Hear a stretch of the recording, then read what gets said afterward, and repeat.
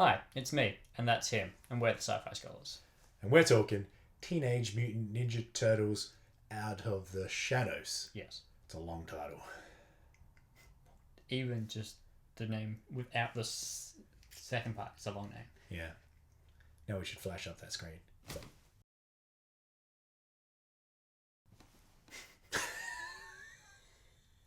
To stay spoiler free.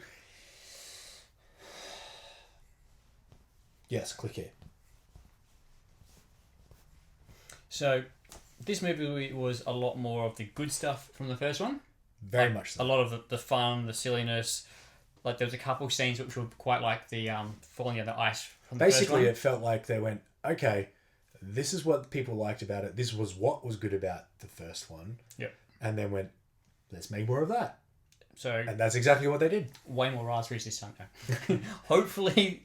The one thing they didn't take on was the creepiness of Mikey towards April. Yeah, but they kind of needed to play that out a little bit more. They did. They did in this one with the meeting of Casey Jones. It was calmed down a lot, and it was... Which I found funny, because it was a nice little throwback to what his character had been already. Yeah. And so he's straight away, one important question. You do guys like a thing? Yeah.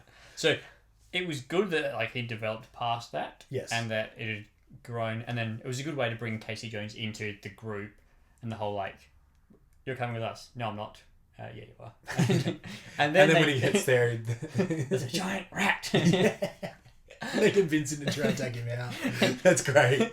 And he just gets absolutely owned by Splinter. It's just... Yeah. And then they're like, can't believe that was so easy. And then he goes to leave, and then he sees the truck that helped, that he got suspended by the cops for...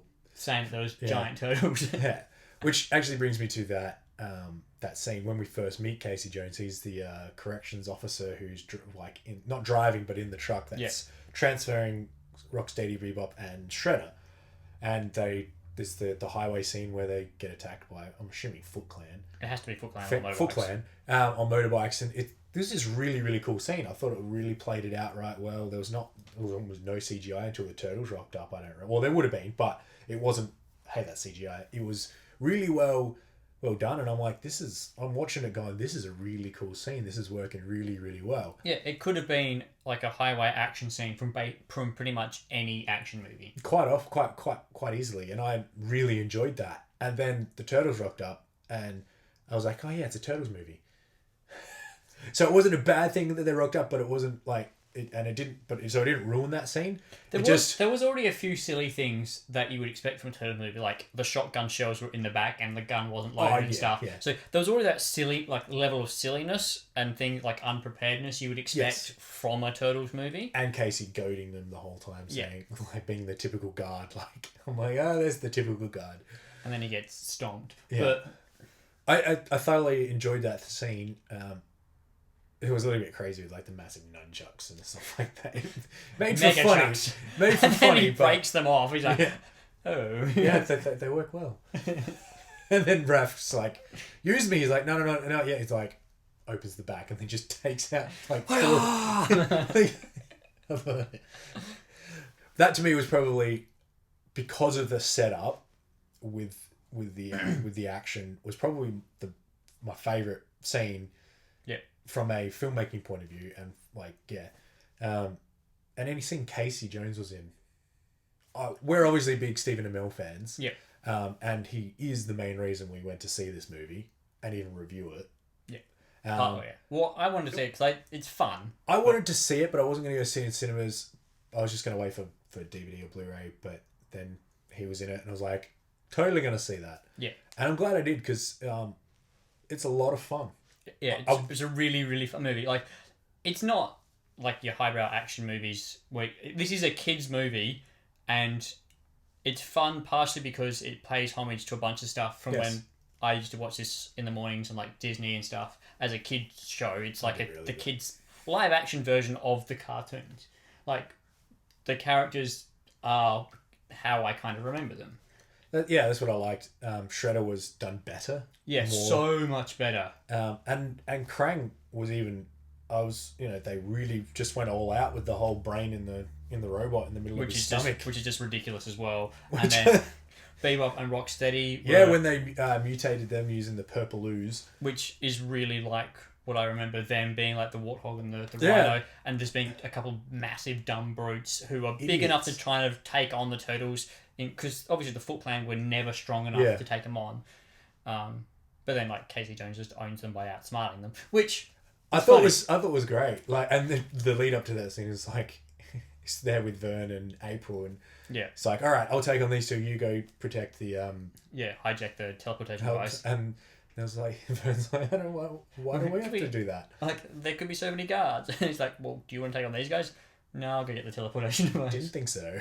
And then what's funny is when they go say to destroy like the turtles radio in, saying, destroy the teleportation device. It's Casey that destroys it. Yeah. He's the one he that does everything. He rocks up and just like, oh, got it. And then like when Vern and April O'Neil are on top of the it's called crate, seeing the foot soldier down below. She's like, get him, and he's like, what? I'm like, no, you do it. And he's like, oh, fine. Jumps off. He's like, good work. A little bit surprised that he actually pulled it off. Because he wasn't in this movie as much, but I liked that he wasn't in it as much. Yeah. And because when he was in it, I felt it was quite funny, him trying to be the Falcon and then selling his own breath.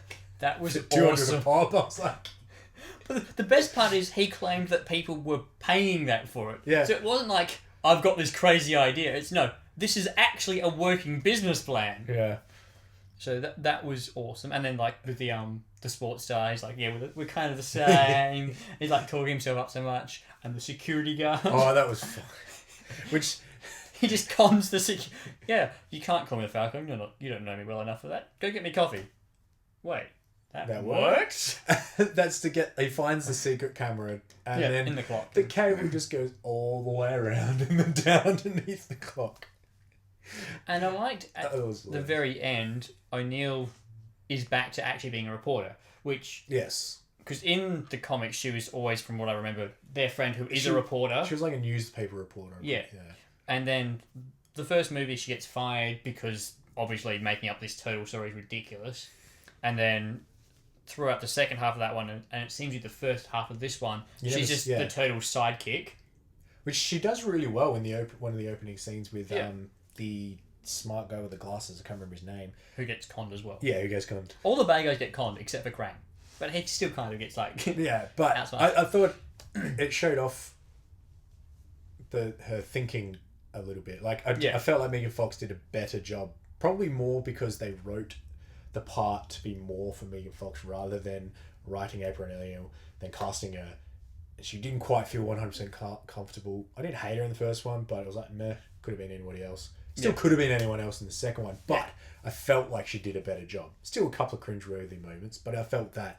But the thing is, with in all a Turtles the actors movie, at one point. In a Turtle movie, you're always going to have cringeworthy moments because they just do ridiculously stupid stuff. Yes. So, like, for example, the whole thing of the brothers fighting again was a little bit silly in our opinion. Like, I didn't really like how, like, they kind of resolved it the first time, and now it was they're the exact bickering. almost the exact same thing. Yeah. It was brother angst again. It wasn't like a new thing. I mean, yeah, it kind of was because Purple Leaves could make them human again, but it was still felt like the exact same thing from the first movie. Yeah, and it was the same two brothers. Like, number one, the leader, and number two, the Raph. strong. Yeah. Leonardo and Raph. And then Mickey's just an idiot, doesn't know what the hell he's doing. Mikey. So yeah, so he's always just going to be the goof, which is his point, and it's hilarious. And even the theme song points that out. Like, he's just a party dude. That theme song was awesome in the end. Yeah, I really liked it coming over the credits, and they even incorporated the Go Ninja Go from the second live action one from the 80s or whatever it was with Vanilla Ice's song. But I thought it was a cool song.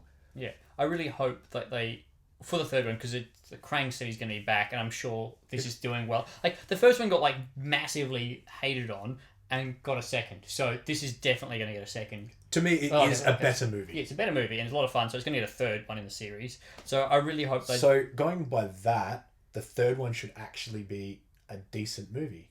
It should be almost good. Well... Because I wouldn't call this a good movie by any means. Fun, and I enjoyed it because I knew what I was going in for, but it's in no means a good movie. Yeah, so they shouldn't do the whole brother angst fighting each other thing again. That would be That, in my opinion, would be a terrible move. Yeah. So if they keep the brothers friendly, have Keep- Casey Jones, Yeah, because he's obviously now part of the team. which was I really enjoyed his character, And keep them in a good relationship with the cops. Because Yes. they've set that up as like, these are the cops, I don't know, super special ops team now. Yeah. Then they've got a good basis for it. Yeah.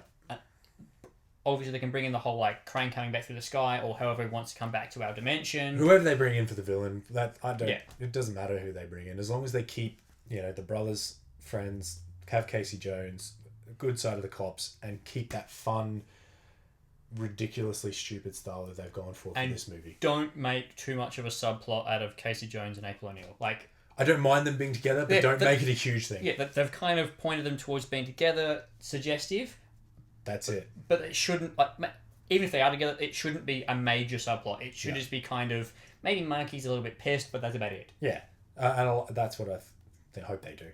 Yeah. So, overall, I thought it was a lot of fun. Very fun movie, very stupid, very over the top. Yep. Lots of CGI, that's ridiculous.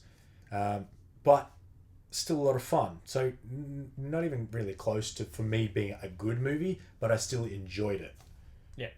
And compared to, of the movies that we've reviewed, the only movie that's worse as a movie is Gods of Egypt. And that was terrible to the point of being amusing. This was fun, knew it was silly, and just owned itself. And it's not a terrible movie, it's just not good. Yes. So, I won't ever bring up X-Men. you hated that, but still. Tangent. Anyway, next week we'll be back with Warcraft, which I'm really excited and hope does well, because that could be an epic franchise if they do that well. I don't really care, but I'm going to go watch it. So, we'll be back next week with that. Thanks for watching. See ya.